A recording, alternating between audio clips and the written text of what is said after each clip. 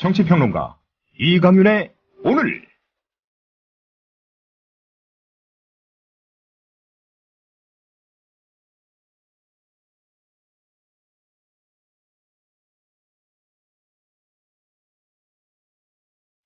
안녕하십니까, 이강윤입니다. 3월 5일 목요일을 시작합니다. 어떤 이유로도 어떤 명분으로도 그 누구든 폭력은 옳지 않습니다. 주한 미국 대사를 상해한 김기종 씨는 지난 1988년 자신이 대표로 있었던 서울 신촌의 우리마당 피습 사건 이후 오랜 동안 정신적으로 시달림을 당해온 것으로 알려져 있습니다. 그의 지인들에 따르면 김 씨는 누군가에게 사찰당하고 있는 것으로 여기는 등 이른바 피해망상 증세를 보여왔고, 우리마당 피습 사건 진상규명을 요구하며 청와대 앞서 분신하기도 했습니다. 그러나 그가 맑은 정신 상태였건 그렇지 않은 상태였건 간에 폭력은 동의할 수 없습니다. 개인적 차원에서 저질러진 이 돌발 사태의 파장이 어디까지 확대될지 심각하게 우려됩니다. 공안 드라이브의 빌미로 삼아서는 안 될 겁니다. 잠시 후 시작합니다. 부장님, 대리운전은 뭐 부를까요? 아, 대리운전. 블랙박스주는 1800-6606 대리운전이 있지 않은가? 아, 20회 이용시 블랙박스를 주는 1800-6606 블랙박스 대리운전이요?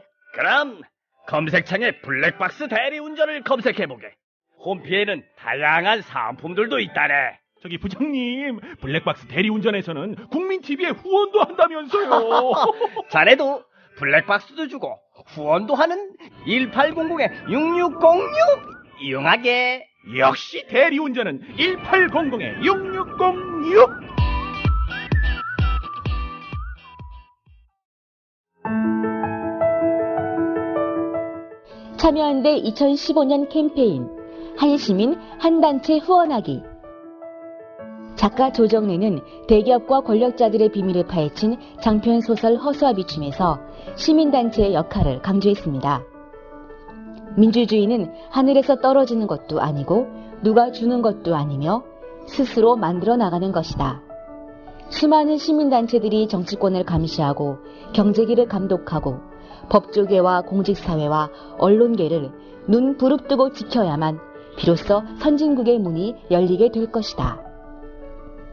우리가 각자의 자리에서 더 좋은 세상을 만들기 위해 할 수 있는 일.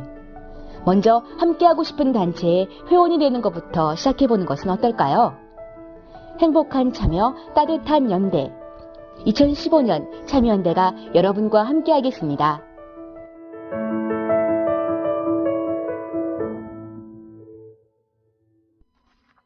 네, 오전에 상당히 놀랍고 큰 파장을 예고하는 사건이 있었죠. 네, 뉴스 브리핑 통해서 자세히 들어보겠습니다. 송명훈 작가 나와 있습니까? 네, 안녕하십니까.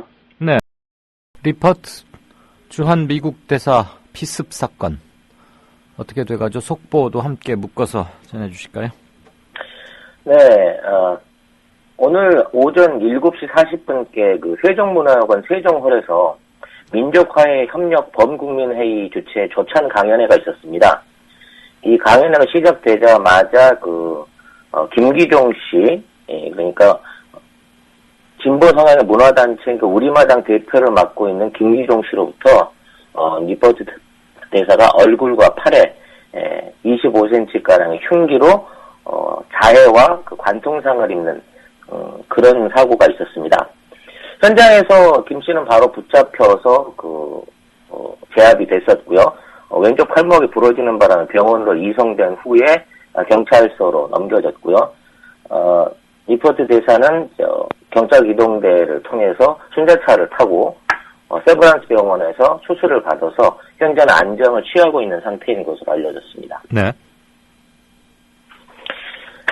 리포트 대사에 대한 그 테러, 즉 외국 대사에 대한 테러는 사실 그 사상 초유의 일인데요.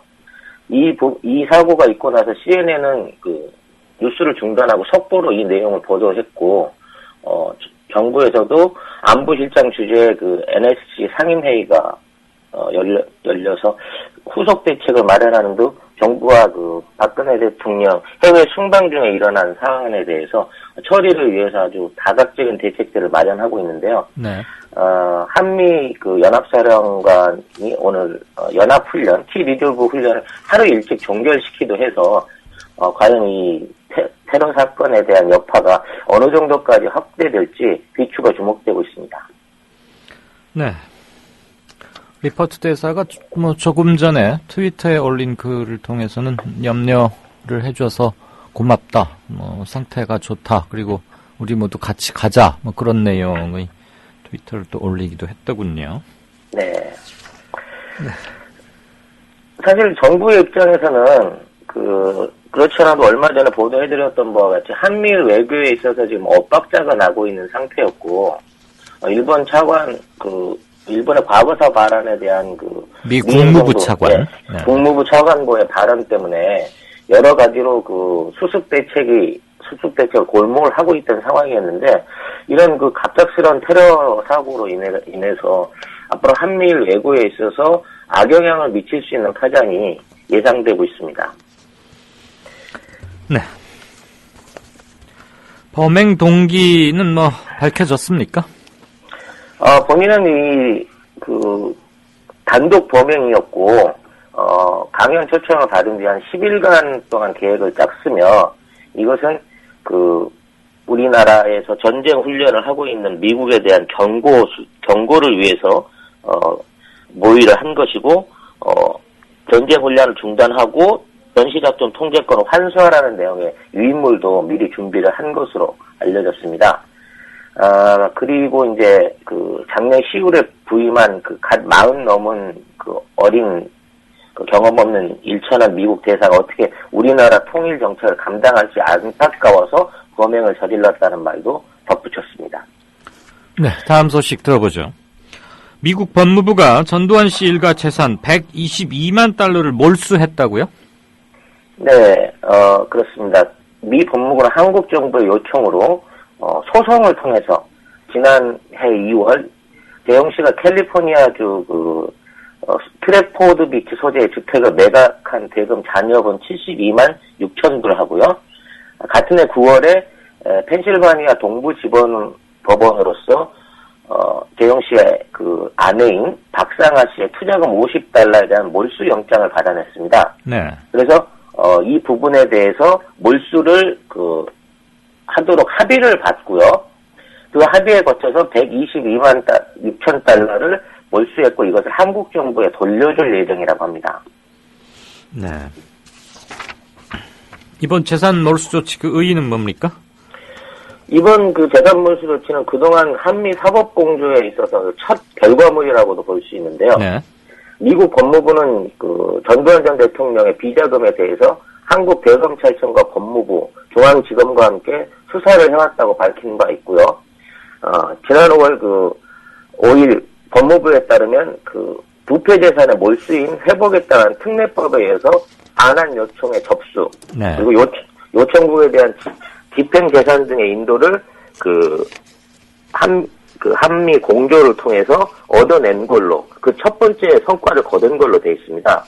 그래서 서울중앙지검의 특별환수팀이 지난 2013년 8월 전두환 일가의 미국 내 도피 재산을 추적하고 몰수하는 과정에서 사법 공조를 통한 법무부의 요청이 지금 실효를 거둔 것인데요.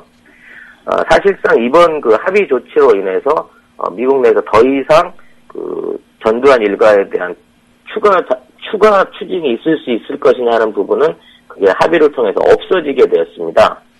그래서 이걸로 이제 더 이상의 추징을 하기 어렵게 된 걸로 종결이 된 것이죠.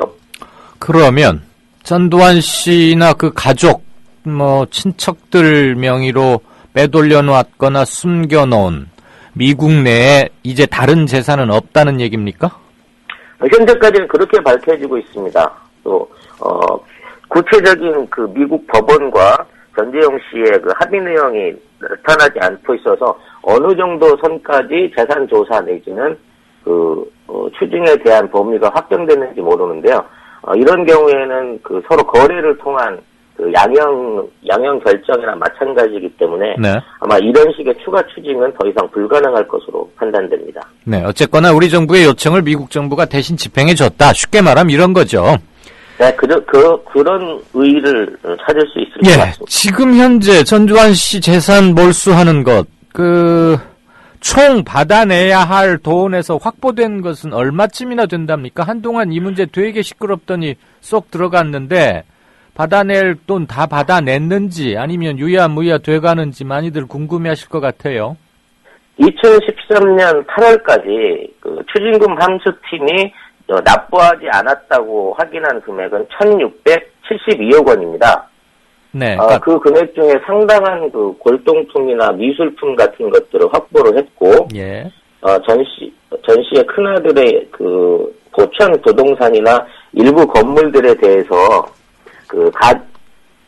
가압류 집행을 하기도 했습니다만, 그쪽은 전부 다 재산 형성 과정에 대한 증명을 통해 가지고 다 풀려나 있는 상태고요. 아하.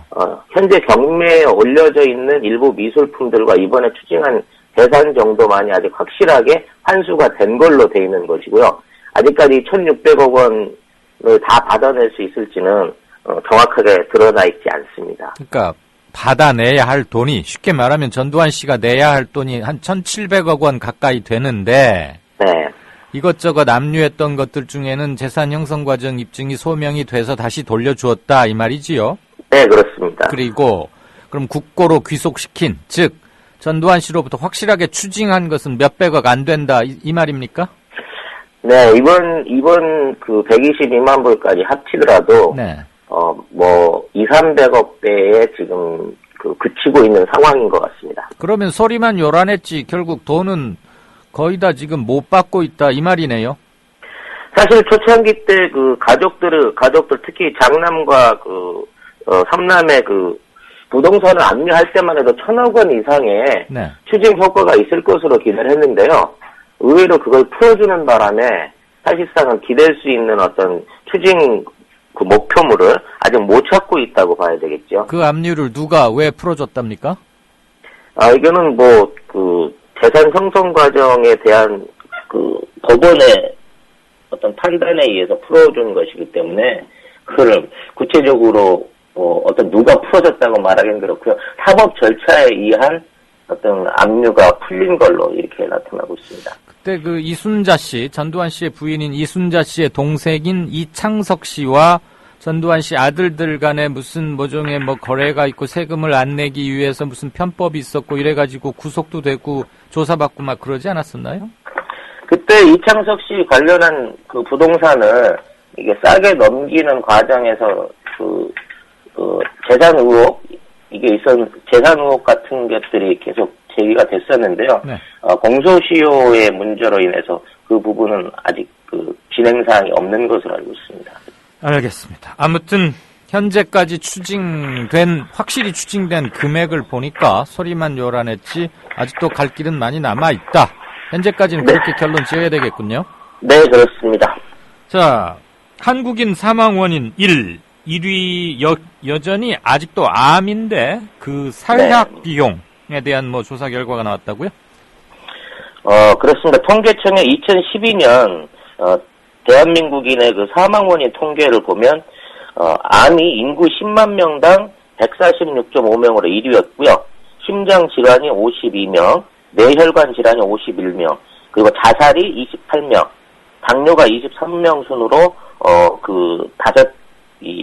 2위에서 5위까지 순위가 발표가 됐습니다. 근데 이런 사망 원인에 따른 사회적 비용이 나와 있는데요.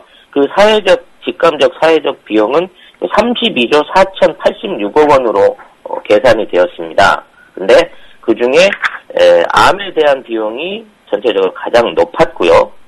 두 번째가 암이 14조 86억 원이었고 자살이 20%를 차지하는 6조 4,700억 원, 뇌질환이 5조 1,297억 원, 심장질환이 4조 186억 원, 당뇨가 2조 7,748억 원을 차지했습니다.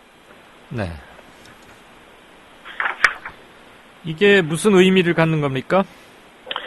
사회적 비용이라고 하는 것은 통상적으로 이러한 질병을 치료하기 위한 그 의료기관이나 약국에서 발생하는 의료비하고요. 네. 거기에 이제 왔다 갔다 하는 교통비라든지 간병비라든지 또 질병으로 인해서 그 조기 사망했을 때 생기는 그 미래 소득의 손실액, 그다음에 생산성의 손실액 이런 것들을 다 계산한 금액인데요. 사회 경제적 비용이군요. 그러니까. 네. 우리나라 그 사망 원인의 자살이 4위에 그치지만 그 적은 비중에 비춰서 경제적 비용을 차지하는 부분에서는 굉장히 이게 크게 나타나고 있다는 것입니다. 그러니까 자살을 하게 되면은 그로 인한 사회 경제적 비용 손실이 일단 질병으로 그 발생하는 것보다 훨씬 크다는 얘기거든요. 특히 그 20, 30대 젊은 연령에 있어서 그 생산성이 높은 젊은 층의 자살로 인한 사회적 경제 비용은 일반적인 다른 나이대에 비해서 굉장히 큰 것으로 이렇게 분석이 되었습니다. 그래서 앞으로 그 사회적 관점에서 질병만을 우선순위에 둔 보건의료 체계를 전반적으로 재검토해서 어떤 자살이라는 문제, 또 이게 정신병이나 우울증에 관련돼 있는 현재 질환에 대해서도 좀 더 신경을 써야 되지 않느냐 하는 전문가들의 지적이 나왔습니다. 네. 암에 이어서 자살로 말미암은 사회경제적 손실이 가장 크다. 노인 자살률, 우리가 세계에서 가장 월등하게 높죠. 네, 10대 청소년의 자살률도 OECD 국가 1위입니다. 그렇죠. 자, 이것도 그 경제적 소득에 따른 양극화 그런 것의 한 우울한 그늘로 읽히는데 저소득층 영아나 유아, 그러니까 어린아이들, 갓난아이들 얘기하는 거겠죠. 네. 비만 확률이 높고 비타민 섭취는 적다. 이런 결과가 나왔다고요? 네, 그렇습니다. 그 소득 격차에 따라서 아이들의 건강과 성장 수준이 양극화 현상을 보이는 것으로 확인이 됐습니다. 특히 그 저소득층 가구의 경우 영유아가 균형 있는 영양 섭취를 못하는 데 반해서 비만일 확률이 일반 가정에 비해서 훨씬 높은 것으로 드러나는 것이죠. 그러니까 저소득층의 아이들이 음식은 적게 먹는 데 반해서 과영양으로 인한 비만 확률은 높고 필수 비타민 같은 그 비타민의 흡수율은 제일 낮은 걸로 나와 있습니다. 특히 농촌 지역 저소득 가정 아이의 비만 위험이 가장 높았고요.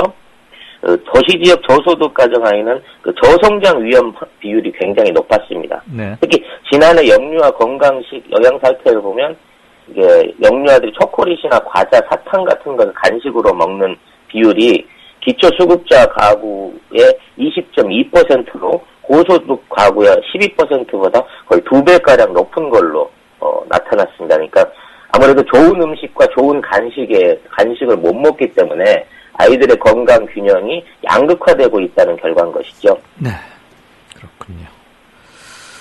자, 이건 또 뭡니까? 주민등록번호를 대체하겠다면서 도입한 아이핀.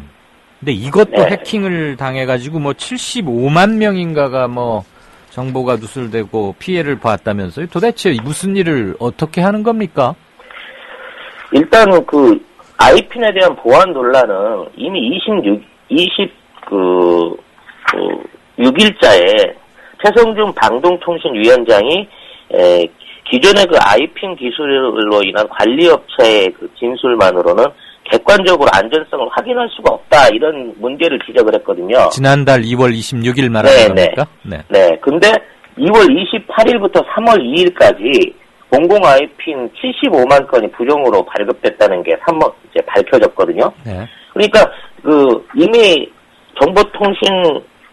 방송통신위원회가 이런 문제를 사전에 알고 지적하고 있었는데도 불구하고 아무런 대책 없이 75만 건의 아이핀이 이게 무단 도용됐고요. 이런 IP 가운데 12만 개가량이 이미 게임 사이트 세 곳에서 사용됐다는 걸 확인했습니다. 현재 해커를 추적하고 있는 상황이긴 합니다만은 중국어 프로그램이 쓰였다 하는 정도의 확인해서 끝났고요. IP 주소, 국내 IP 주소가 2,000억 곳 정도 사용됐다는 정도가 수사의 내용인데 이미 이렇다고 치면 행자부가 그 주민등록을 줄이고 액티브엑스에 관련된 그 제한들을 줄이겠다고 보안을 새롭게 하겠다고 발표하자마자 네. 실제적으로 대안으로 내놓았던 아이핀 시스템에 큰 구멍이 뚫린 것이기 때문에 앞으로 국민 개인정보에 대한 어떤 보안을 어떻게 유지해야 될지 현재로서는 뭐 대책이 막막한 상태라고 봐야겠습니다. 대책이 막막하다면 그럼 믿을 게 하나도 없다는 얘기입니까? 현재 주민등록번호 같은 경우에는 대한민국에 있는 그 주민등록번호의 성인 주민등록번호의 80% 이상이 이미 외국에 그 도용이 돼서 나가 있다고 봐야 될 정도로 주민등록번호 유출은 심각한 상황이었습니다. 그래서 그걸 대체할 수 있는 그 인식을 위한 어떤 대비안으로서 아이핀을 정부가 아주 그 능동적으로 늘려서 공급을 해왔던 것인데요. 네. 실제 이 아이핀도 보안이 안 된다고 밝혀지게 되면 이제 국민의 개인정보를 보안해주고 거기에 대한 코딩을 맞춰줄 시스템이 지금 현재는 전혀 없다고 봐야 되는 것이거든요. 아하, 굉장히 큰 문제군요. 그럼 그런 일은 우리나라만 닥치는 건 아닐 거 아닙니까? 외국은 어떻게 보안 체제를 확립하고 하고 있습니까? 외국은 우리나라처럼 주민등록제를 시행하지 않기 때문에 물론 주민등록번호 자체는 없지만 개개인을 식별할 수 있는 뭔가의 장치는 필요할 텐데 이를테면 아이핀 같은 거의 보안책이 외국은 어떻느냐 혹시 사례를 소개해 줄 수 있느냐 이 질문입니다. 네, 외국 같은 경우에는 이런 보안 업체들 자체에서 어떤 시스템을 만들기보다는 네. 정부가 주도를 해서 이런 범죄들을 사전에 단속을 하고 또 그런 범죄 유출에 대해서 강력 대응할 수 있는 그 전담반을 운영을 하고 있는 상태입니다. 그러니까 이건 범인을 아예 시도를 못하게 하는 게 아니라 네. 범인이 있으면 잡고 처벌을 강화함으로써 이게 해커들과 네. 정보 회사들이 서로 경쟁을 해나가듯 보안 단계를 높여가는 단계로 이게 진행이 되고 있는데요. 네. 저희 같은 경우 이게 이제 아이핀이라든지 일부 보안 업체의 어떤 전유적인 그 영역을 통해 갖고만 이루어졌기 때문에 어느 정도 국제적인 그 경쟁력에서는 많이 밀려 있는 상태고요. 지금 대한민국이 밀려 있다 이 말입니까? 그렇습니다. 현재 네. 이루어지고 있는 대부분의 해킹이 중국 관련한 서버와 프로그램을 통해서 이루어지고 있다는 점도 상당히 심각한 문제로 지적되고 있습니다. 네, 물론 북한의 소행인 것을 제외하더라고 말이죠. 인터넷 강국이라고 그러더니 말만 그렇고 보안 분야는 아직도 여전히 취약하다. 이렇게 현재 진단을 하면 되겠군요. 네, 그렇습니다. 그나저나 주민등록번호의 유출에 따른 피해가 심각하고 개인정보를 보호하기 위해서 도입한 제도가 시작도 제대로 하기 전에 이렇게 되었다니까 이거의 책임은 누가 져야 되는 겁니까 그럼? 물론 정부가 져야 되겠죠. 이런 부분에 대한 그 전문가들의 지적이 있었는데도 불구하고 그래 그 점을 말하는 거예요. 네. 너무 일방적인 뭐 정책 위주로 또 일부 업체를 통한 그 시스템 개발에만 의존해 왔기 때문에 지금 이런 사태가 나자마자 전면 백지화를 해야 될 상황에 지금 닥치고 있거든요. 그래서 국내에서 지금 뭐 핀테크라든지 다양한 방법에 지금 보안 등급을 높일 수 있는 시스템들을 요구하고 있는 상황에서 가장 기본적인 국민의 그 개인정보를 막을 수 있는 시스템이 없다 하는 것은 참 앞으로 그 해결해 나가는데 굉장히 큰 문제가 될 수 있는 사건이라고 그렇게 평가할 수 있겠습니다. 그 돈 엄은 다른 데다 쓰지 말고 이런 쪽의 보안 강화 및 해커 아까 저 외국 사례처럼 해커들과 경쟁하고 강력히 단속한다. 우리는 다른 건 단속은 잘한다고 큰 소리는 많이 치는데 이건 아주 큰 구멍이 뚫려 있었군요. 네. 결국은 인력의 문제인 건데요. 네. 이런 분야에 대한 투자와 인력의 숫자가 사실은 비교상으로 굉장히 적은 편입니다. 알겠습니다. 네. 지금까지 뉴스브리핑의 송명훈 작가였습니다. 수고하셨습니다. 네, 감사합니다. 미디어 협동조합을 아시나요? 우리는 정치 권력에 눈치 보지 않습니다. KBS, MBC와 달리. 다만 수만 조합원의 통제를 받습니다. 우리는 광고 자본에 의존하지 않습니다. SBS와 달리. 다만 수만 조합원의 조합비로 운영합니다. 우리는 사주가 한 사람이 아닙니다. 조중동 등 족벌 언론과 달리 다만 수만 조합원이 주인입니다. 그래서 미디어 협동조합이 만드는 국민TV, 국민라디오, 국민TV 뉴스는 가장 순도 높은 뉴스를 선사하고 있습니다. 조합원으로 함께해 주십시오. 조합원 가입과 문의는 홈페이지 국민.tv 또는 서울 전화 3144-7737로 하시면 됩니다.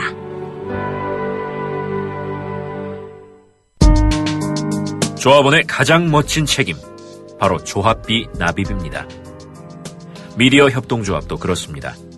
월 11,000원의 조합비 납입자, 늘고는 있지만 아직 절반 수준입니다. 혹시 잊으셨나요? 자동 납부는 가장 편리한 방법입니다. 홈페이지 국민.tv로 들어오셔서 신청하실 수 있습니다. 더 신속한 처리를 원하시면 mediacoup12@gmail.com 혹은 서울 3144-0933으로 연락주세요. 저희가 친절하게 도와드리겠습니다. 미디어 협동조합은 조합원 여러분의 조합비의 무게를 실감하고 있습니다. 공정 뉴스로, 그래서 자부심으로 보답하겠습니다. 네, 5시 57분 되기 10초 전입니다. 네, 방금 들어온 속보 하나 전해드리고 청취자 게시판 보죠. 북한이 리퍼트 추한 미국 대사의 피습에 대해서 미국에 가해진 응당한 징벌이다라는 견해를 내놨다고 연합뉴스가 막 보도했습니다.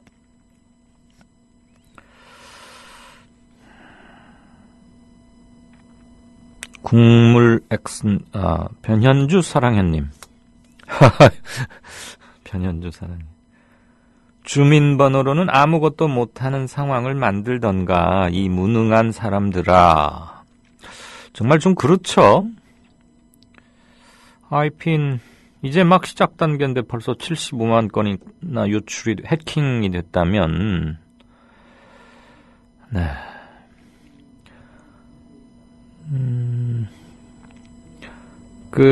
대통령 비판 유인물 뿌렸다가 경찰 소환받고 했던 출판물에 의한 명예훼손인가요?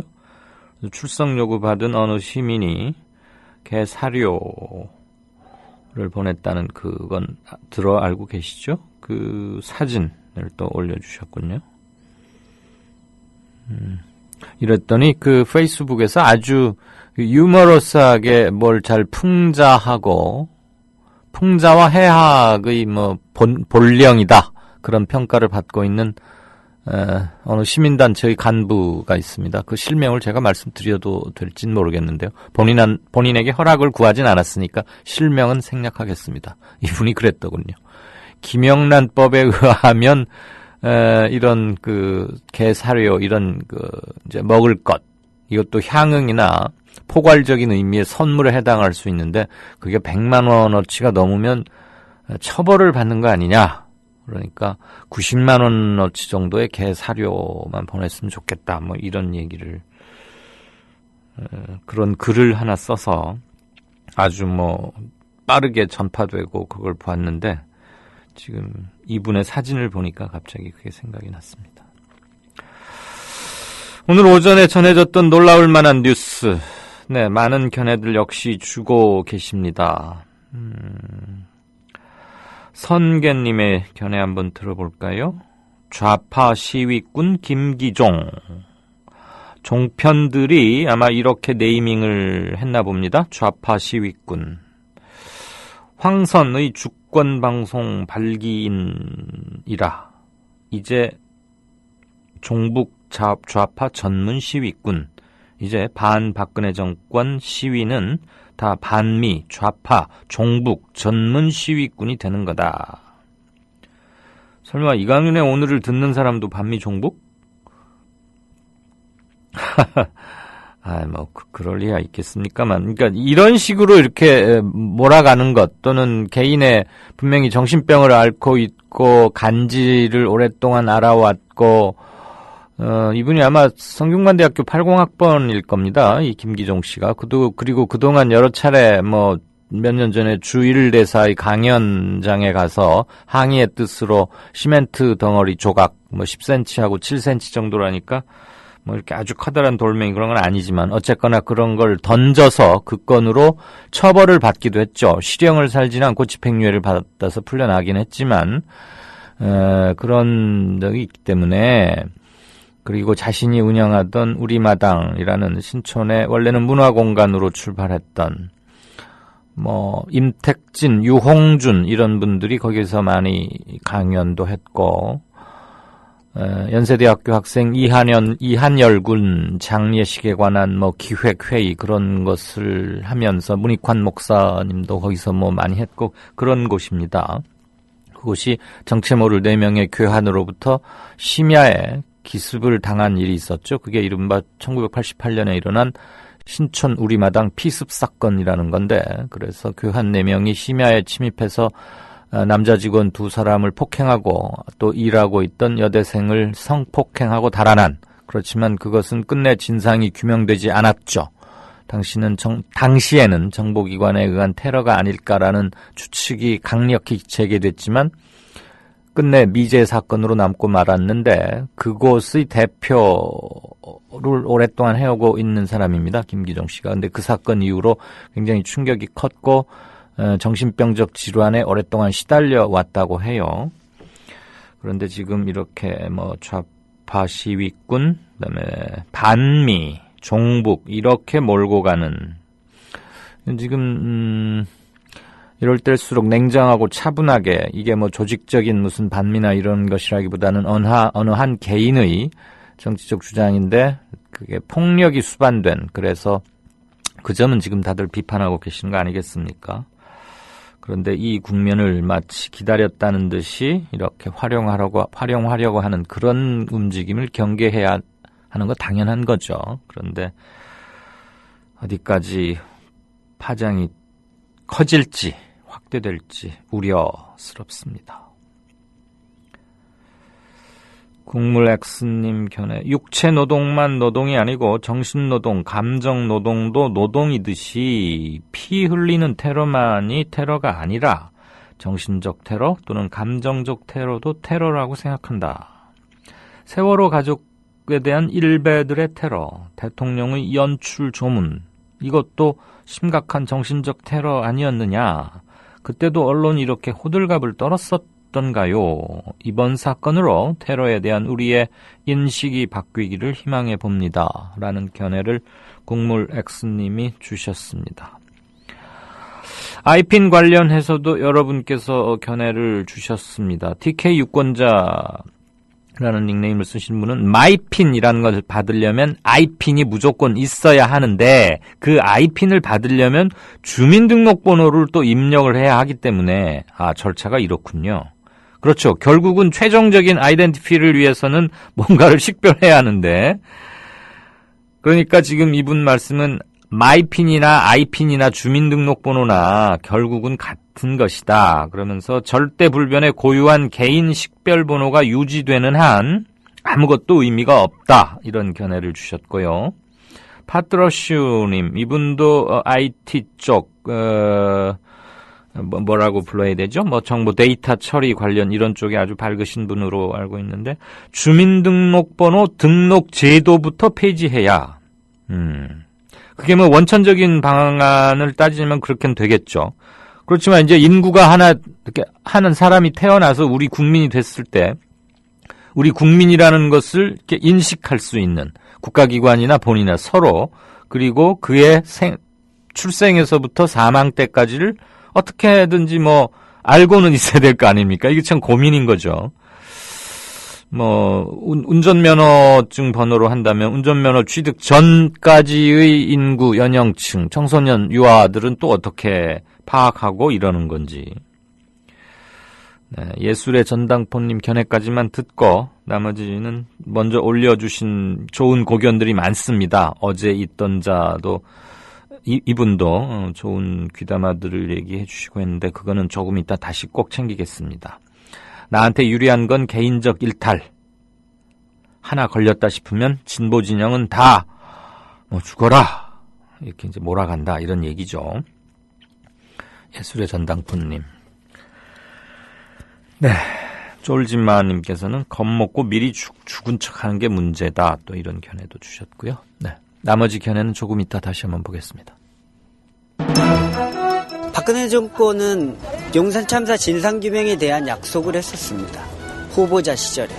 하지만 대못을 받고 살인진압 책임자였던 김석기를 공기업 사장에 낙하산 임명을 시킵니다. 삼성 반도체 공장이나 정부에서 그 자료를 또 안 내놓고 영업 비밀이라는 이유로다가 화학약품, 전리방송 다 감춰놓고서는 이 피해자 가족들한테 입증 책임을 지라는 건 말도 안 되기 때문에 분명히 그 안에 아이들이 살아있을 거라고 생각을 하고 있는데 그 귀중한 시간에 어떠한 시도도 하지 않고 진행도 하지 않았다는 게 우리로서는 너무나 가슴 아프고 정말 아마 평생 천추의 한이 될 것 같습니다.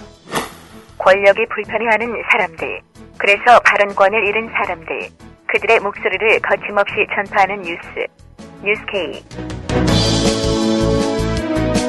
장악당하지 않은 뉴스 K. 밤 9시 당신의 선택을 기다립니다. 국민 라디오를 또 국민 TV를 읽는다? 미디어 협동조합 콘텐츠의 관문 국민TV 뉴스를 아시나요? 뉴스K 등 국민TV의 모든 기사, 조간 브리핑 등 국민 라디오의 인기 콘텐츠, 주요 방송의 녹취와 뉴스메이커와의 대담, 주요 원고 대본이 여러분을 기다립니다. 국민 라디오와 국민 TV를 한눈에 만나세요. news.국민.tv. 모바일 접속은 m.news.국민.tv. 월간 다운로드 수 1000만. 팟캐스트계의 에이스 국민 라디오가 광고주를 찾습니다. 직접 찾아서 선택해 듣는 방송, 청취 몰입도가 높은 방송, 지상파 케이블 광고와 차원이 다릅니다. 부담 없는 가격, 소비자의 열띤 반응, 전혀 다른 광고의 블루오션을 경험해 보십시오. 국민라디오 @gmail.com으로 문의해 주시면 상세히 안내해 드리겠습니다. 미디어 협동조합 콘텐츠 누가 널리 알리겠습니까? 국민TV 홍보지원단 국티 홍지에서는 사이버상에서 국민라디오 국민TV 콘텐츠를 확산시킬 1000명의 사이버 홍보대사를 찾습니다. 국민라디오 국민TV의 소중한 콘텐츠 확산, 공정언론과 민주주의 실현을 위한 착실한 디딤돌이 될 것입니다. 미디어 협동조합의 좋은 콘텐츠를 널리 알릴 아름다운 손길이 되주세요. 자세한 문의 이메일은 국민TVPR@gmail.com입니다.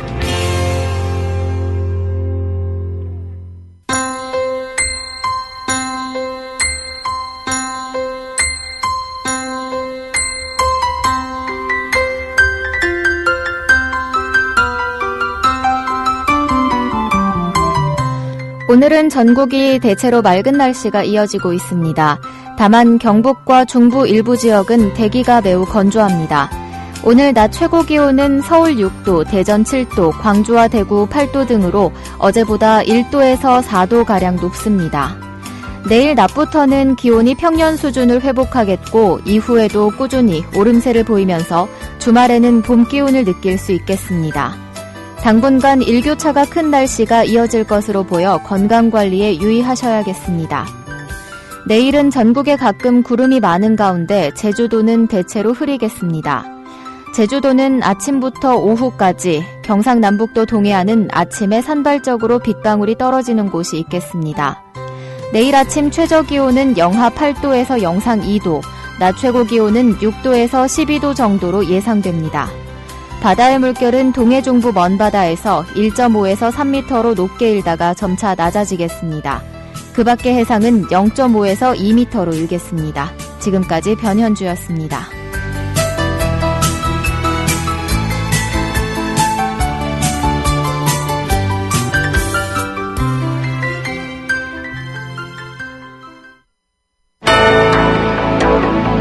미디어 협동조합 2015년 정기총회. 미디어 협동조합은 정관에 따라 2015년 정기총회를 3월 7일 토요일 낮 1시 서울 지하철 강남역 인근에 있는 비트비 빌딩 비트캠프에서 개최합니다. 정관과 규약 개정, 2014년 결산 보고서, 감사 보고서, 사업계획서 및 수입 지출 예산서의 보고와 승인 등을 하게 되는 이 자리에는 대의원 본인의 출석이 필요합니다. 대리 출석은 불가능합니다.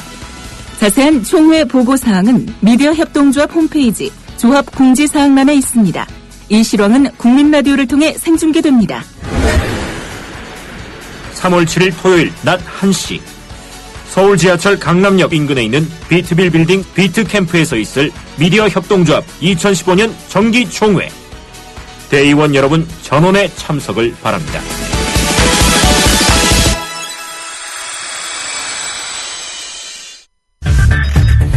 이강윤의 오늘. 이제는 정가 산책으로 함께합니다. 정치권 동향 생생하게 풀어드릴 분은요. 네, 한국일보 양정대 기자 안녕하세요. 양정대 기자 안녕하세요. 전화 연결이 안 되나? 양 기자 안녕하세요. 제 말 들립니까? 네네. 아침에 여보세요? 네. 들리시죠? 네네, 저는 잘 들려요. 네네네. 됐습니다, 이제. 연결 스위치에 약간의 문제가 있었던 것 같습니다. 아침에 터진 돌발적인 개인 주한 미국 대사 상해 사건. 많이들 놀래는 정말 말 그대로 브레이킹 뉴스였는데, 오늘 정치권도 하루 종일 술렁술렁 했겠어요. 이거 파장이 어디까지 갈지도 좀 촉각들이 곤두쓸 테고 말이죠. 예, 그렇습니다. 어제 그제 이제 2월 임시국회가 끝나서 사실 3월 임시국회를 안 잡았기 때문에 이번 달은 이제 국회가 열리지 않는 달인데요. 그렇죠. 오늘 긴급 외교통일통상위원회 전체 회의가 열리는 등 아침부터 이 정치권 전체가 오늘 굉장히 분주하게 움직였습니다. 예. 말씀하신 대로 사실 외교관에 대한 이 상해 사건 이런 게 사실 국내에서는 굉장히 좀 드문 일이지 않습니까? 그렇죠. 예, 실질적으로 처음이죠. 네. 더군다나 이 한미 관계가 우리나라에서 사실 굉장히 중요한 축을 차지하고 있고, 그리고 특히나 지금 주한미 대사는 사실 버락 오바마 미국 대통령의 최측근이기도 하고, 또 사실 한국에 부임한 이후에 굉장히 좀 그 공개적인 행보를 통해서 한국인들에게 굉장히 좀 친숙한 이미지로 다가왔었던 이제 그런 인물이어서 사실 많은 분들이 놀라기도 했을 거고, 정치권도 굉장히 좀 충격에 빠진 그런 모습인데, 이제 무엇보다도 사실 이 한미 관계가 어떻게 될 거냐, 이게 이제 전체적으로 보면 특히 여권 같은 경우는 우리 경제 상황, 안보 상황에 미칠 파장, 영향, 이런 것들에 대한 우려가 굉장히 컸던 것 같습니다. 그렇죠. 어쨌거나 이제 그렇다고 해서 이제 정치권 내에서 특별히 이 문제 관련해서 할 수 있는 직접적인 역할은 크지 않은 게 사실 아닙니까? 그러니까 이제 오늘 외통위 전체 회의가 열려서 이 외교부로부터 관련 사안 업무 보고, 그러니까 현황 보고를 이제 받는 그런 수준 이외에 사실 여야가 공히 이번 사건에 대해서 좀 유감을 표명하고 좀 적극적인 이 재발 방지 대책을 요구하고 책임자를 처벌 요구하는 그런 수준 정도로 아마 이제 대충 일단락은 돼갈 것 같고요. 이제 문제는 이 청와대가 사실 좀 굉장히 골치가 아플 수밖에 없을 겁니다. 우선 이제 가장 정치적인 이유로 보면 이 박근혜 대통령이 지금 이 중동 세일즈 외교에 전념하고 있는, 그러니까 박근혜 대통령이 외유를 나갈 때마다 이게 한 번씩 터지는 이제 이런 징크스가 이번에도 반복이 됐다. 이거는 그냥 할 수 있는 얘기 정도고요. 이제 중요하게는 이 한미 관계가 그동안에 제대로 가고 있는 거냐, 이런 지적들이 조금씩 나오다가 얼마 전에 이제 이 웬디 서먼 국무부 차관의 과거사 문제와 관련한 발언 때문에 지금 국내에서 굉장히 논란이 커지고 있는 상황에서 그 와중에 지금 이번 사건이 터져서 사실 정부 입장에서 보면 이 한미 관계가 자칫 냉각될 수도 있다, 이런 우려가 굉장히 클 수밖에 없을 겁니다. 오늘 이제 여권 인사들을 얘기를 들어보면 이 부분에 대한 걱정, 우려가 굉장히 크게 이구동성으로 그런 얘기가 나오던데요. 어쨌든 좀 박근혜 대통령이 이제 일요일 날 9일 날 이제 돌아오면 어쨌든 그 전에라도 어떤 식으로든 좀 한미 관계가 냉각기로 가지 않도록 하는 이런 조치들은 준비를 할 텐데, 이게 얼만큼 실효성 있게 될지 조금 지켜봐야 될 것 같습니다.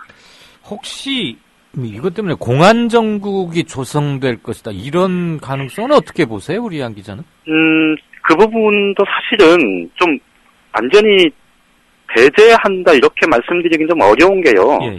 오늘 여권에서 뭐 익명이긴 합니다만 여권 소식통을 통해서 대테러 방지법 얘기가 또 나오기 시작했어요. 예. 이게 이제 이 대테러 방지법이라는 게 우리나라에서도 이 테러 방지와 관련한 이 정보 권한 뭐 이런 것들을 좀 국정원을 중심으로 이렇게 가야 된다 뭐 이런 얘기들이 이제 작년에 한때 나왔다, 재작년에 한때 나왔다가 좀 수그러드는 듯 하다가 작년에도 좀 논의가 나오다가 또 수그러들다가 뭐 이런 일이 계속 반복이 됐었지 않습니까? 네네. 이러던 차에 이 오늘 사건을 계기로 또 이 논란이 불거질 가능성. 그런데 이게 결국은 지금 그렇잖아도 현 정부 들어서 이 국정원이 이 정치 개입 논란이 굉장히 커지고 있는 큰 상황에서 이 문제가 또 다른 정치적인 쟁점으로 부상할 가능성도 현재로서는 열려 있다 이렇게 봐야 될 것 같습니다. 예, 또 야권에서는 아마 그 점을 당연히 걱정을 하겠죠. 네네. 자, 이 법은 정말 참 만들어질 때까지의 진통도 난산이었는데 법으로 통과되자마자 후폭풍이 계속 커져요. 김영란법. 이해충돌 방지 조항 논의. 여야 간에 다시 빨라질 가능성이 높아 보인다고요? 예. 당초에는 사실 이제 이게 부정청탁, 금품 수수, 그리고 이해충돌 방지 이 세 가지가 사실 이제 핵심인데 이 이해충돌 방지 부분은 뭐 청취자분들도 다들 이제 아시겠습니다만 이 범위 자체가 굉장히 모호하고 규정하기도 좀 애매한 이런 것 때문에 사실 여야가 좀 미뤄둔 것 아닙니까, 입법을. 그래서 일단은 부정청탁과 금품수수 관련한 부분만 입법화하고 그 이외에 이제 추후에 이해충돌 방지 조항은 개정을 통해서 이 집어넣어서 이제 이 법안을 완성하자 이제 이런 게 여야의 프로세스였고요. 원래는 이해충돌 방지 조항을 사실 상반기에 좀 면밀하게 좀 하나하나 꼼꼼히 따져서 검토를 한 후에 정기국회 정도에 최종적으로 이 법안을 완성하는 그런 프로세스를 구상을 했던 게 사실입니다. 그런데 이제 이 김영란법이 입법화된 직후부터 사실은 법안이 너무 무책임하게 만들어졌다. 또 국회의원들 빠져나갈 구멍 다 만들어 놓은 것 아니냐. 이제 이런 비판이 제기가 되는데 이 비판의 방향이 크게 지금 두 축입니다. 하나는 김영란법은 그 자체가 갖고 있는 우리 정치사회적인 의미 이런 것들이 정말 중요하고 그렇기 때문에 이 법안의 근간을 훼손하지 않도록 근간이 훼손되지 않도록 좀 이거 다듬어야 된다. 이제 이런 주장을 하는 쪽이 있고 또 다른 한편에서는 사실상 이 겉으로는 분명하게 얘기를 하지 않습니다만 사실상은 좀 법을 무력화하는 취지의 무력화하는 쪽의 비판이 지금 동시에 지금 제기가 되고 있지 않습니까? 뭐 위헌 신청 뭐 이런 거 말하는 거예요?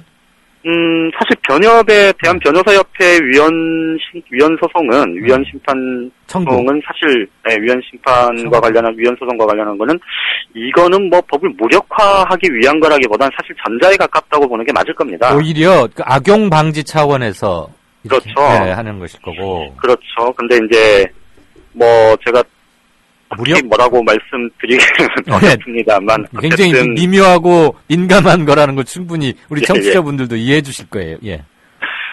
아무튼 근데 그런데 이제 법을 사실은 뭐 여든 야든 특히 이제 속내는 어떨지 몰라도 여든 야든 특히 이제 여당 쪽에서도 이 법이 법 자체를 뭐 한 번에 무력화하는 쪽으로 가서 할 경우에 사실 그 폭풍 감내를 하기가 어려울 거고요. 그렇죠. 그래서 이제 유승민 원내대표 같은 경우는 사실 이제 정부에서 해당 분위기에서 이제 시행령을 만드는 그 과정을 좀 보면서 이 법의 개정 여부를 좀 논의를 하는 게 맞겠다 이렇게 얘기를 한 건데요. 결과적으로 보면 어쨌든 그 논의가 이 지금 현 상황에서 보면 아예 이해충돌 방지 조항을 빨리 좀 가급적 이른 시일 내에 좀 논의를 매듭짓고 이거를 집어넣은 개정안을 만들어서 사실 좀 법의 완결성을 좀 갖추면서 가는 게 맞지 않겠느냐 이런 주장이 지금 이제 야권에서 나오기 시작했고요. 네. 아마 유승민 원내대표 쪽에서도 제가 확인한 바로는 좀 그런 쪽으로 가는 게 맞겠다 이런 생각을 하는 것 같습니다. 그러니까 가르마를 정확히 타놓고 그렇죠. 그 다음에 예, 제기되는 법적 시비가 있으면 그때 시시비비를 가려서 네네. 대응을 하는 게 맞지. 사실 이게 현재 좀 애매하고 내부에서 충돌 내부 자체 모순은 일단 해소를 시켜야 되는 거 아닙니까? 그 점에서는 누구도 피해갈 수 없는 부분인 건 맞습니다. 네네. 그나저나 그 입법부가 내부 법리적 충돌 모순을 잡아내는 건 어느 상임위에서 법을 만들든 그건 기본적으로 다 소위나 법안심사 소위에서 그걸 거르고 그다음에 법사위에 넘어가서 또 한 번 보게 되는 건데. 네네. 참 이거는 물론 정무위에서 대단히 여러 가지 정치적으로 함축하는 바, 시사하는 바가 큰 법이긴 하지만 그럼에도 그런 점은 좀 아쉬움이 남습니다. 그것 때문에 자꾸 법 정신이 훼손되고 이렇게 희화화되는 게 아닌가. 그렇죠. 그런 측면이 굉장히 크죠, 현재에서는. 네. 그러나 양 기자, 오늘 아침에 리포트 대사 참석했던 그게 이제 민화협 주최 행사였는데 네네. 민화협 회장이에요? 의장이라고 불러요? 그게 홍사덕 전 의원이죠? 예, 그렇죠. 민화협의 상임의장이라고 부르나요? 예, 보통 보면 의장이 여러 명이고, 그 중에서 이제 상임의장이 한 명인데요. 이 민화협 같은 경우는 상임의장이 여러 명이고요. 그 중에서 또 앞에 하나 더 붙어서. 대표하는 사람?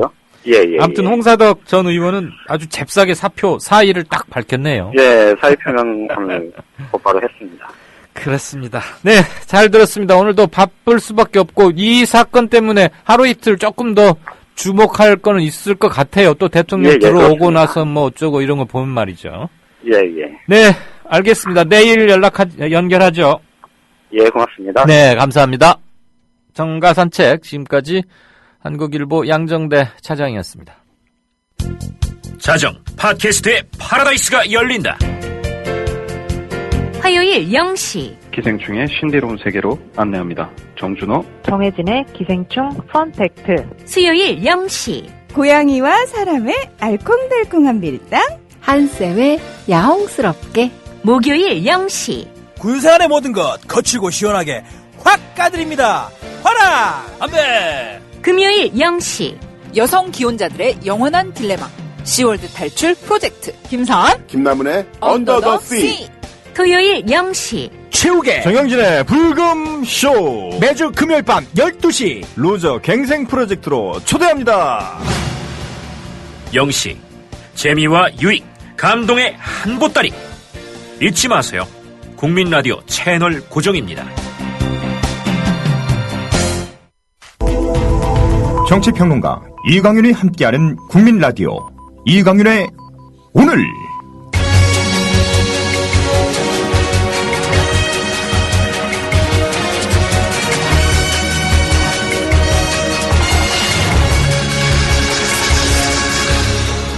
이강윤의 예리한 시각.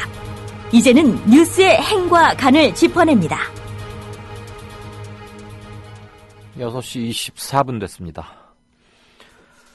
네, 조금 전에도 정가산책에서 김영란법 후폭풍에 대해서 특히 이제 그것은 이해 충돌 방지 조약에 초점을 맞춰서 얘기를 했지만 오늘 변협이 김영란법을 헌법재판소로 들고 갔습니다.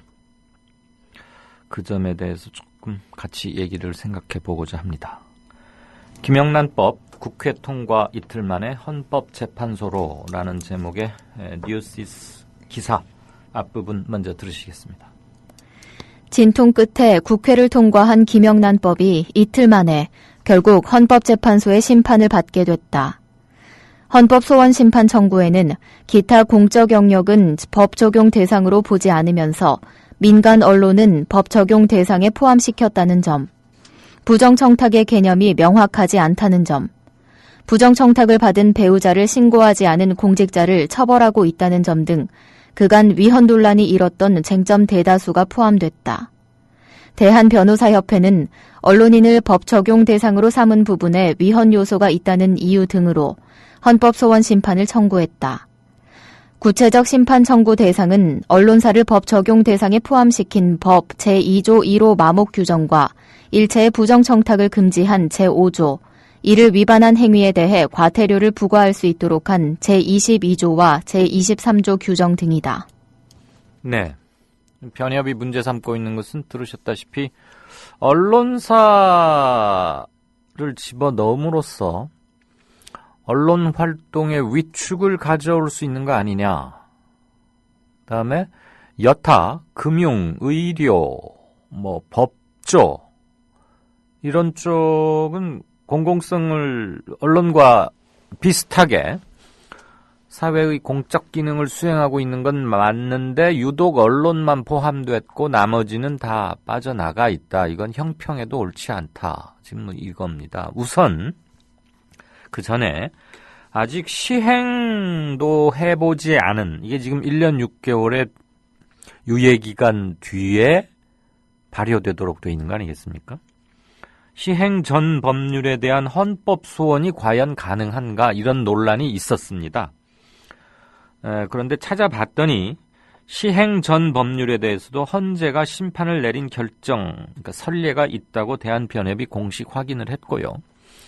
이건 이미 법안으로서는 통과가 됐기 때문에 아직 공포하지는 않았지만 우리 생활을 규율할, 이대로 경과기간이 지나고 나면 우리 생활을 규율하고 우리 사회에 작동할 것이기 때문에 이건 충분히 논의 및 토론, 그리고 필요하다면 위헌 요소가 있는지를 가리는 것은 저는 절차적인 문제는 전혀 없다고 봅니다. 다만 한 가지 아쉬운 점은 이 법을 두고 좀 급하게 만들어진 점은 있어요. 그런데 그러면 정말로 시간이 촉박해서 급하게 만들 수밖에 없었느냐? 그건 아니란 말이죠. 630 며칠 만인가 이렇게 김영란 전 권익위원장이 처음 제안 또는 발의한 걸로 치면 그때로부터 약 600일간, 그러니까 2년 가까운 1년 몇 개월 동안 우리 사회가 이것을 논의할 수 있었음에도 불구하고, 그리고 부분적으로 논의를 해왔음에도 불구하고 왜 마지막에 번갯불에 콩 구워 먹듯, 또는 시험 공부 안 한 학생이 시험 전날 벼락치기 하고 막상 시험장에 가서는 컨디션이 안 좋아서 졸거나 이렇게 머리가 좀 흐릿해가지고 시험을 망쳤다는 식으로 왜 그렇게 해왔는지가 참 답답한 거죠. 이제 그런 얘기를 쭉 하다 보면 결국 우리나라 국회의 비효율성, 비합리성, 일하는 척만, 요란만 할 뿐이지 실질적인 일은 안 하거나 또는 못 하거나, 이제 여기까지 얘기가 거슬러 올라갈 수밖에 없는데, 그러다 보면 얘기가 너무 포괄적으로 가니까 일단 변협이 지금 헌법소원 심판을 청구했단 말입니다. 언론 자유 그리고 평등권 침해, 이 두 가지를 들어서. 그럼 이 문제를 어떻게 볼 것인가로 좀 줄여봐야 되겠죠. 대한변협이 청구서에서 이렇게 밝히고 있습니다. 공직자 등의 공정한 직무 수행을 보장하기 위해 제정된 법률이지만 적용 범위가 크게 확장돼서 언론인도 적용 대상에 포함되어 있다. 민간 영역에 대한 과도한 제한이 이루어질 염려가 있고 헌법이 보장하는 언론 자유가 침해될 우려가 있다. 제가 일선 기자 그리고 안에서 데스크를 해본 언론인 출신으로서 보자면 저는 기본적으로는 찬성입니다. 이 법의 도입에 대해서 기본적으로. 그런데 법을 좀, 특히 언론 관련 부분을 안 그래도 관심이 있어서 좀 꼼꼼히 읽어봤더니 악용될 소지도 충분히 있어요. 다분히 있어요. 물론 그것을 이제 시행령이나 하위 규정에서 어떻게 정확하게 정치하게 규정하느냐, 그건 있는데 최종적으로 중요한 건 이현령, 비현령의 소지가 있다면, 지금 누군가가 사법기관이 되겠죠. 언론을 좀 입에 재갈을 물리울 목적으로 이것을 운영한다면, 그럴 소지가 있는 그럴 소지가 있는 조항 또는 그럴 빌미가 있는 귀절이 남아 있다면 그것은 대단히 위험하다. 또 언론 자유 위축이 불가피하다. 그 점은 어떻게든 고쳐져야 되겠다.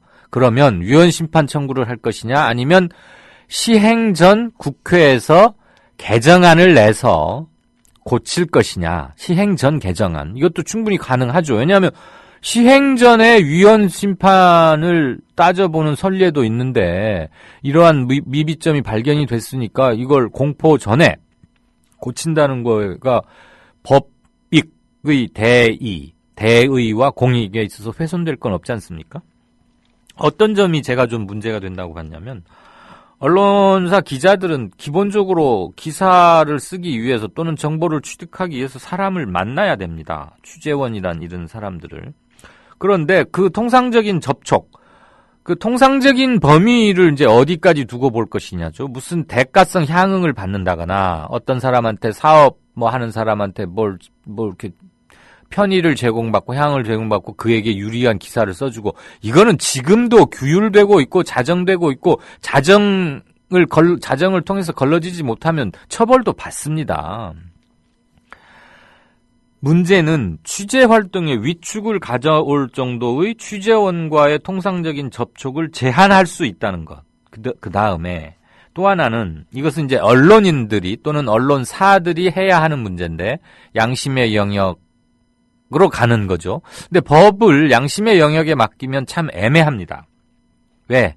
양심의 기준은 저마다 다 다르고 양심의 폭도 다 다르고 양심을 어겼을 때 어떻게 규율하거나 강제하는지에 대해서도 논란이 있을 수밖에 없는데 언론이 자기 검열을 할 수도 있어요. 스스로 먼저. 그 두 가지 점에서 저는 현행법의 언론 관련 조항은 좀 정교하게 다듬어져야 한다. 그런데 그게 꼭 헌법재판소로 싸들고 가서 헌재 재판관들의 심리를 통해서 할 건지 아니면 다양하게 지금 제기 가능한 여러 가지 예상 가능한 문제점들을 취합을 해서 입법기관인 국회에서 그것을 반영하고 또 이것을 시행할 권익위원회의 행정부처에서 그걸 그러니까 무게에 따라서 법에다가 수정안을 수정시킬 곳과 시행령을 통해서 보강할 것 이렇게 나누어서 할 것이냐 이거야말로 정치권에서 정할 일인 거죠. 그런데 이미 이제 변협은 싸들고 갔어요. 헌재로. 그러면 헌재는 이걸 접수해서 통상적으로 업무를 진행할 수밖에 없는 겁니다. 변협이 그것을 모르고 그 파장을 모르고 그렇게 한 것은 분명히 아니고요. 오히려 대한민국에서 법률을 가장 잘 알고 이걸 다루는 사람들이니까 헌재에 심판을 청구했을 때 어떤 파장이 일어나리라는 걸 알면서도 한 거니까 그건 이미 그리고 이미 제출이 된 거니까 왜 그랬니 이것을 따지는 건 이제 의미가 없는 것 같고요. 다만 헌재에서 어떤 결정을 내리기까지 그 전에 그럼 입법부는 헌재 결정만 기다리고 그냥 가만히 먼 산만 보고 있을 것인가? 근데 지금 일이 복잡하게 돼버린 거죠. 그럴 수는 없고 입법부 내에서 여야가 다시 개정 논의에 착수를 한다면 그래서 뭔가 개정안을 만들고 그 개정안을 처리를 하는데 헌재에서는 그것과는 별개로 자기들은 또 일을 할 거 아닙니까? 그럼 2번, 3번 일이 될 수도 있겠다. 이제 저는 이 점이 좀 유감스럽고 안타까운 부분이 있다는 것이죠. 그래서 이것을 사회적 공론화를 하는데 기관별로 또는 자기의 입장을 너무 견고하게 내세웠던 것은 아닌가.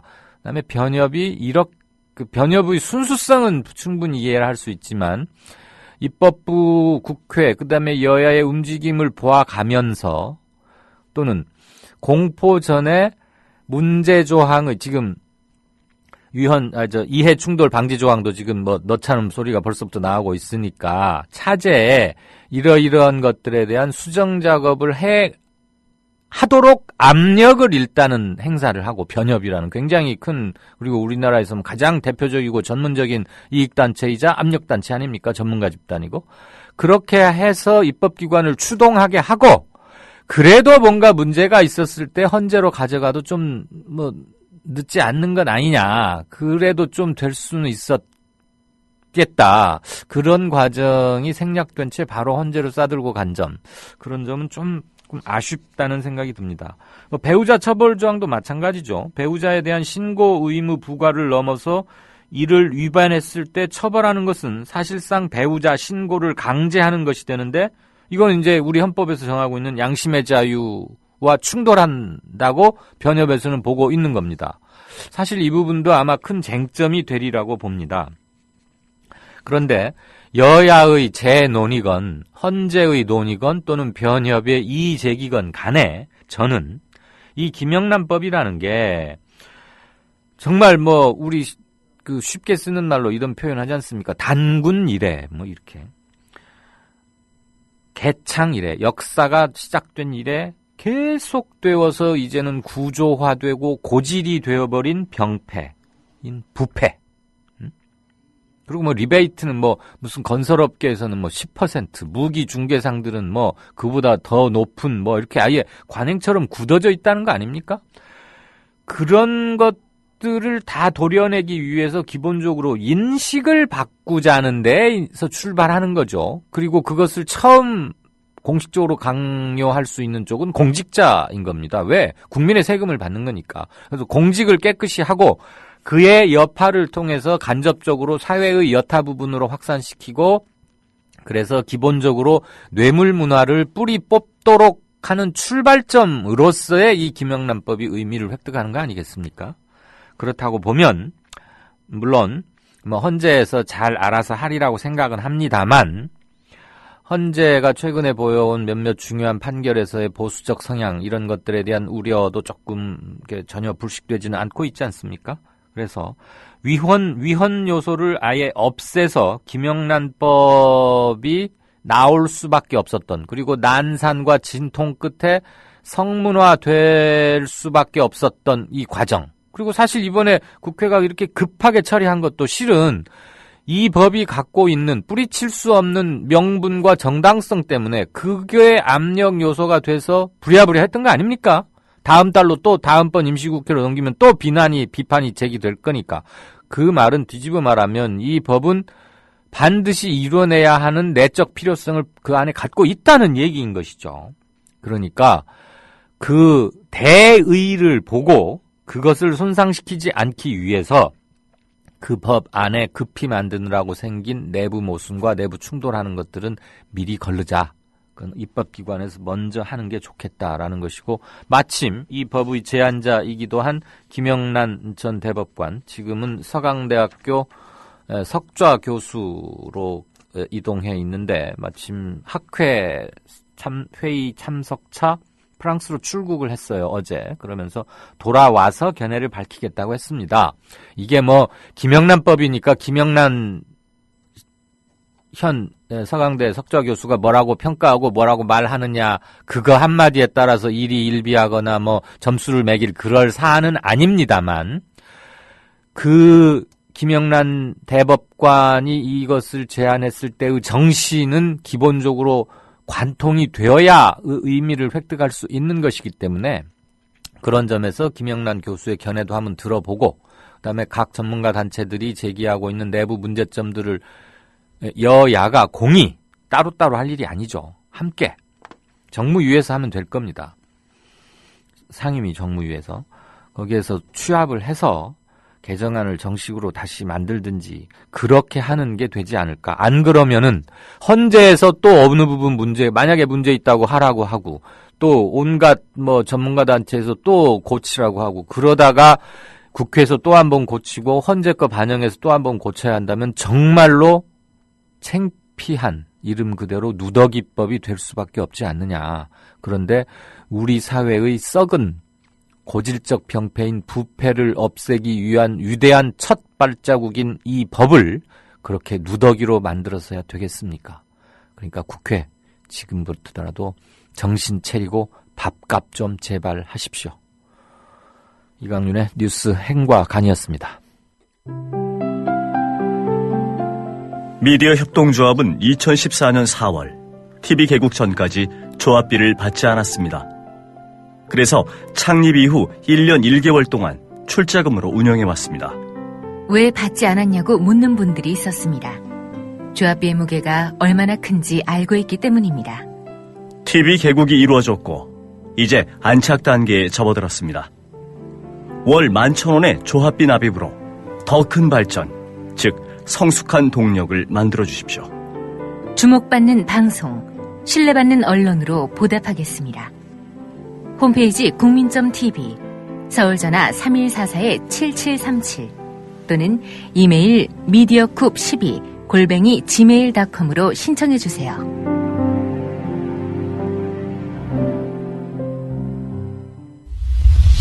지금 여러분께서는 정치평론가 이강윤이 진행하는 이강윤의 오늘을 듣고 계십니다.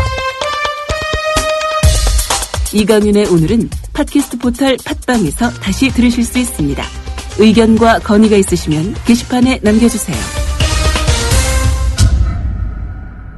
네, 6시 41분입니다. 진짜 인터뷰 시작하겠습니다. 최경환 부총리로부터 촉발된 최저임금 인상 논의가 정치권으로 확대되고 있습니다. 이 문제 관련해서 민주노총의 오민규 미조직 비정규 전략본부 실장 연결해서 견해 자세히 들어보겠습니다. 이름이 직함이 상당히 어렵군요. 오 실장님 나와 계십니까? 예, 안녕하십니까? 예. 안녕하십니까? 미조직 비정규 전략본부라는 게 민노총에 있는 모양이군요. 예. 주로 어느 분야를 담당하는 겁니까? 예, 노동조합을 갖지 못한 노동자들을 노동조합으로 조직하는 것 하고요. 네. 그리고 비정규직 노동자들 노동조합 관련한 일을 하고 있습니다. 네. 그러니까 약자 중에서도 더 약한 지위에 있는 분들을 보호하기 위한 그런 일이라고 맞습니다. 이해하면 되겠습니까? 예. 이름이 자 인터뷰 시작하죠. 예. 최경환 부총리가 얘기한 좀 최저임금 인상 논의했는데 디플레이션에 대한 우려를 공식적으로 내놓으면서 그 해결책 가운데 하나로 최저임금 인상안을 꺼내 들었어요.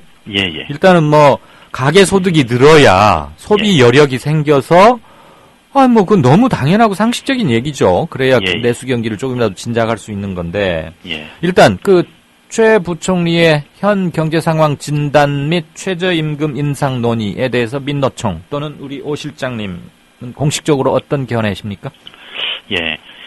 최저임금은 매년 인상돼 왔습니다. 그렇죠. 올리긴 했는데 아주 조금씩 올려왔죠. 예, 말씀하신 것처럼 전혀 새로운 얘기가 아니라는 거죠. 예. 그 노무현 정권 5년 동안 연평균 10%씩 증가했고요. 네. 이명박 정권 때는 5%씩 증가했습니다. 그러니까 평균적으로 7%가량이었던 거죠. 지난 10년 동안. 네. 근데 박근혜 정권이 지난 2년 동안 7.1에서 7.2%가량 올렸습니다. 그러니까 이명박 정부보다는 조금 높고 노무현 정부 때보다는 좀 낮고. 예. 네. 그러니까 그 지난 12년 동안 평균 한 7%인데 오늘 최경환 부총리가 언급한 인상률도 7%예요. 예.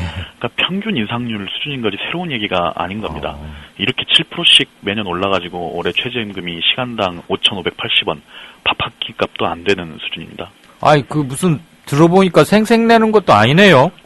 예, 그렇죠. 그냥 늘 해왔던 평균 타작한 거 아닙니까? 예. 뭐 깎지 않겠다고 얘기한 게 다행이라고 얘기해야 될까요? 예.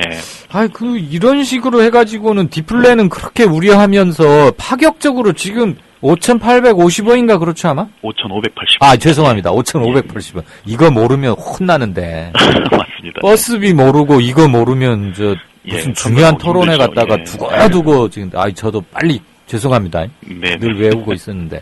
이거 한 돈 10,000원으로 올려도 지금 될까 말까 뭐 그런 심정적인 기분은 그러는데. 예. 지금 10% 올려도 지금 언발의 오줌 누기다 이런 우려들이 나오는데 해마다 7%씩 꾸준히 올려온 거 겨우 7% 하겠단 말은 그냥 어저께 한 거 오늘도 하겠다 이 소리 아닙니까? 예, 이걸 왜 언론이 이렇게 대서 특별을 했는지. 예. 그래서 오 실장님 모셨습니다. 예. 최 부총리가 갑자기 왜 그런 얘기 꺼냈다고 그쪽에서는 보고 계십니까? 디플레이션 얘기를 하는데요. 네. 한국은행 발표 따르면 2008년부터 2013년까지 5년 동안 가계소득은 26.5% 늘었는데 기업 소득이 무려 80.4% 증가합니다. 가계소득보다 3배 높은데요. 10대 재벌 사내유보금이 2008년에 220조, 2014년에는 520조, 6년 동안 2.4배로 늘어나는데요. 어떻게 보면 가난한 노동자들이나 서민들 삶은 아주 오래전부터 디플레이션 상태였습니다. 네. 예, 노동자들은 빚잔치를 하고 기업은 돈잔치를 하고 있는데요. 최근에 기업 실적이 조금 나빠지고 있는 건 사실인 것 같습니다. 그렇게 되니까 이제서야 디플레이션 얘기를 꺼낸 건데요.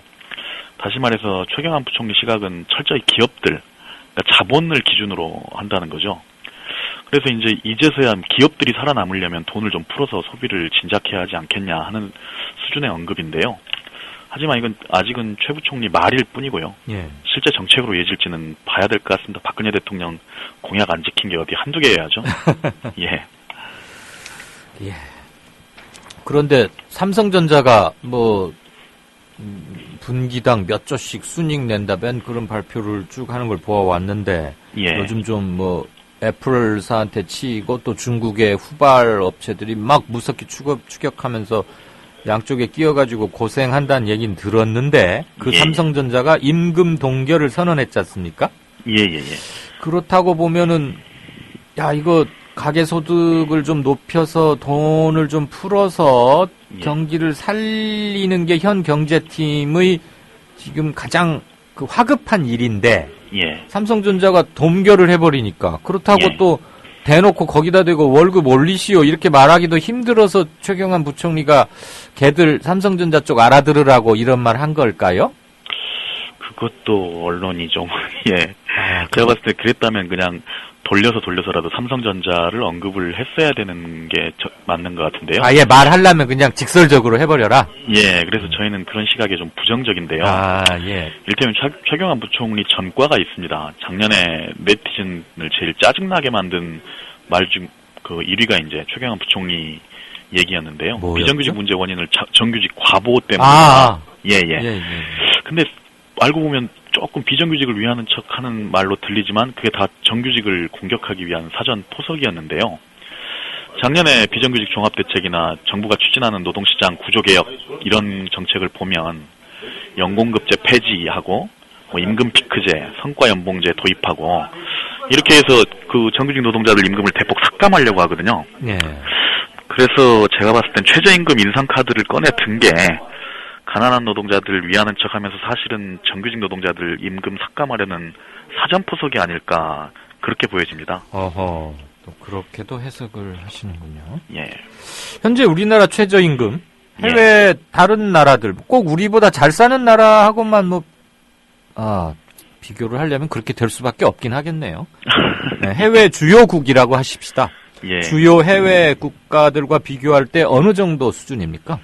예, 저희들 언어 장벽 때문에 모든 나라를 다 조사하지 못합니다만, 주요 나라, 영어를 쓰는 나라들 중심으로 보면, 호주가 한 17,000원 시간당 그렇게 되고요. 네. 예, 룩셈부르크가 15,600원, 프랑스가 13,600원, 이게 다 2013년 기준입니다. 예. 영국하고 캐나다도 10,000원이 넘는데요. 이웃나라 일본도 8,400원 수준이고요. 미국이 지금 8,000원. 잘 아다시피 이제 최근에 오바마 대통령이 국회에서 최저임금을 대폭 올리자는 연설이 화제가 되지 않았습니까? 그렇죠. 일명 10 법안. 그러니까 $10, 10센트로 최저임금을 올리자는 건데요. 네. 지금보다 3,000원 올려서 11,000원으로 인상하자는 겁니다. 그렇죠. 그런 거에 비하면 한국 최저임금은 5,580원 딱 반값입니다. 우리나라 사람들의 노동 임금, 시간당 임금 또는 동일한 노동을 했을 때 그 노동의 가치를 우리는 반 또는 호주에 비하면 한 3분의 1밖에 못 쳐받고 있다 이 말인 거잖아요. 그렇죠. 반으로 깎으려면 등록금을 깎아야 되는데 지금 임금이 깎이는 상황. 그러게 말입니다. 우리 오 실장님 아주 그 말씀을 조곤조곤히 그러면서도 핵심을 귀에 석석 들어오게 아주 잘 해주시네요. 물론 지금 이렇게 열거한 나라들을 이렇게 시간당 임금, 최저임금을 불러주셨는데 이것은 그 화폐의 구매력, 이제 그런 것까지를 함께 따져봐야 할 요소가 있긴 하죠. 단순히 그냥 환율 비교만 해서는 안 될 것이고 실질적으로 구매 가치, 일테면 그래서 있는 게 무슨 맥도널드 빅맥 지수인가 그런 게 있기는 한데 또는 생필품을 그걸로 얼만큼을 살 수 있느냐 이제 이런 것. 그나저나 우리가 경제적으로 중요한 의미를 갖고 있는 나라들에 비해서 심할 경우에는 3분의 1 또는 최소한 반절 정도밖에 못 받고 있는 것은 바로 수치로 확인이 되네요. 예, 그렇습니다. 그렇다면 지금 민노총에서는 우리 최저임금, 시간당 최저임금 얼마까지 올려야 한다고 주장하시고 그 주장의 근거도 함께 밝혀주시면 좋겠습니다. 예, 저희들은 이미 그 민주노총은 올해 최저임금 1만 원을 요구하기로 결정을 한 바 있고요. 아, 10,000원이요? 시간당 10,000원? 예. 네. 뭐 사실은 아까 말씀하셨지만 한 10,000원은 돼야 되지 않겠는가? 아, 그건 그냥 제 심정적 기분이었습니다. 예. 근데 마찬가지로 길 가는 사람 아무나 붙잡고 한번 물어보면요. 예. 최소한 인간적인 삶을 누리려면 월에 얼마 필요하겠냐라고 물어보면 말입니다. 네.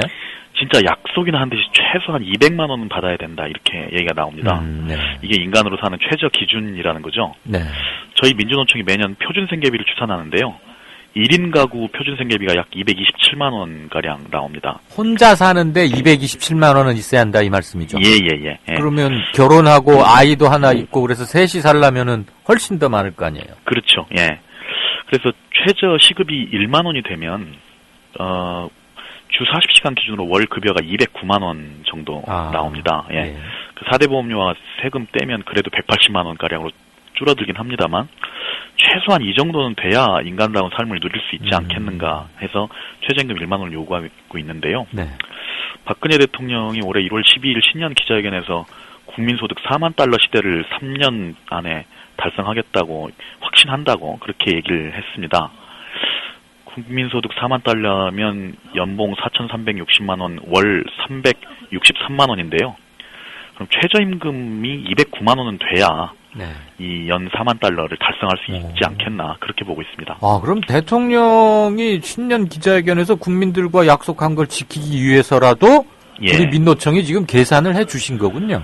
예, 4만 달러 달성하려면 이렇게 가면 4만 달러 달성 가능하다는 얘기입니다. 아, 그러면 뭐 청와대하고 민노총이 이견이 없는 것으로 제가 이해하면 되겠습니다. 예, 그래서 저희들 박근혜 대통령 면담 요청을 했는데 아직 안 불러주시네요. 대통령하고 민노총이 의견이 일치한 것은 제 기자 생활 20년 만에 처음 보는 일 같아서 대단히 흐뭇합니다. 예. 그 수준까지 최저임금을 올리면 기업들 이제 뭐 차질이 생긴다, 인건비 부담 때문에 큰일 난다, 해외 경쟁력이 약해진다, 틀림없이 이렇게들 말할 텐데 어떻게 반론하시겠습니까? 사실 이제 요즘 그런 주장을 반박하는 논문들도 좀 나오던데요. 최저임금이 지속적으로 인상되면 뭐 고용이 나빠진다, 해고가 늘어나지 않겠냐. 특히 이제 작년 연말에는 경비 노동자들 최저임금 적용을 하면서 이제 뭐 집단 해고 대란 뭐 이런 얘기들이 있었는데요. 최근에 그 설문조사를 해보면 일부 아주 그 소수 사업장에서 그런 일이 벌어지긴 했지만 거의 별다른 문제 없이 고용을 유지하고 있는 것으로 보여지고요. 그리고 최저임금이 지속적으로 인상되어도 고용에 미치는 악영향이 거의 없다는 게 최근 나오고 있는 논문들의 그 발표 내용입니다. 특히 오히려 남성 고용률의 경우에는 최저임금이 많이 인상되면 인상될수록 더 늘어나는데요. 그 이유는 이제 최저임금이 인상되니까 그때까지 구직을 포기하거나 단념했던 실업자들이 적극적으로 일자리를 찾아 나섰기 때문인 걸로 그렇게 분석이 됩니다. 네. 10,000원으로, 시간당 10,000원으로 최저임금 올렸을 때, 아까 그 인간으로서 최소한의 삶을 누리는 비용이라고 했는데, 그 말고, 부수적으로 뒤따라올 수 있는 긍정 효과, 한두 가지만 좀 들어봐 주시면서 오늘 인터뷰 마무리할까요? 최저임금, 현재 5,580원이면 월급여 116만원가량인데요. 최저임금 10,000원으로 올리면 월급에 209만원이 되고요. 그렇게 되면 국민연금, 고용보험, 건강보험 등 4대 보험료가 기존보다 10,000원으로 올렸을 때 월 77,465원 더 거칩니다. 근로소득세도 약 2만원 더 거치고요. 그렇게 보면 1인당 연간 한 100만원가량의 세금이 더 거치게 됩니다. 현재 최저임금에 영향을 받는 노동자 수를 500만으로 추산하고 있는데요. 연간 5조 원의 새로운 세수 효과가 발생합니다.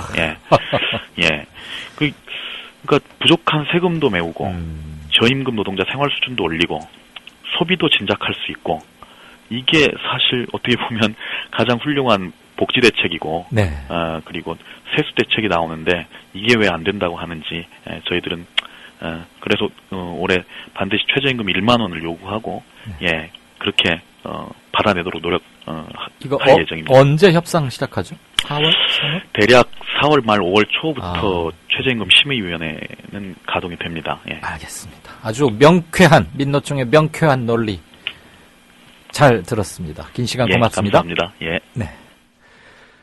이강윤의 오늘 3월 5일 순서는 저희가 준비한 순서 여기까지입니다. 좀 아침에 충격적이고 놀라운 뉴스가 있었지만 이럴 때일수록 냉정하고 신중을 되찾아야 할 것 같습니다.